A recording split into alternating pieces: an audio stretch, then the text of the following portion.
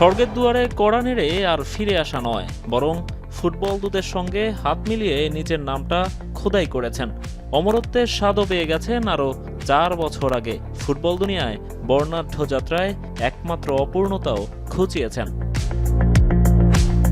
রোজারিওর ছোট্ট পথ বেয়ে লিওনেল মেসির বিশ্বজয়ের গল্প কাল্পনিক চরিত্র রবার্ট ব্রুসকেও হার মানিয়ে গেছে। সব পাওয়ার পরও 38 বছরের জাদুকর আরও একটা বিশ্বমঞ্চে হাজির। জীবনভর যত তাপ চাপ সয়ে গেছেন সব ছেড়ে এবার নির্ভার, তবু দলের নির্ভরতার মূর্ত প্রতীক। ইনজুরি আর বয়সের ধকল সামলে তিনি মাঠে নামবেন, এই অপেক্ষায় এখনও গ্যালারিতে রেকর্ড দর্শকের ঢল নামে। আর আজকাল যতবার তিনি মাঠে নামেন ততবারই ঝড় ওঠে রেকর্ড বইটায়ও।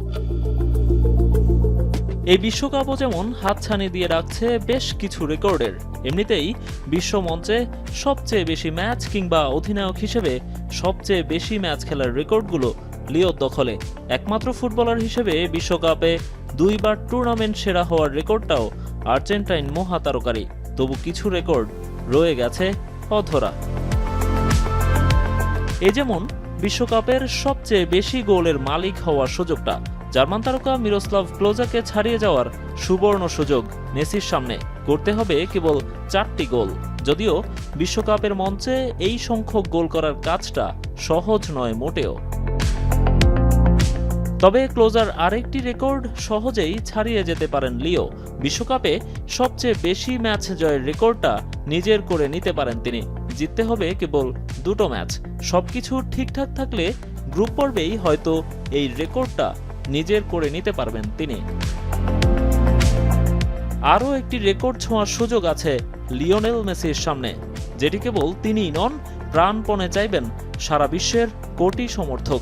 ফুটবল ইতিহাসের একমাত্র অধিনায়ক হিসেবে ব্যাক টু ব্যাক ট্রফি জয়ের রেকর্ড যে নেই আর কারোই।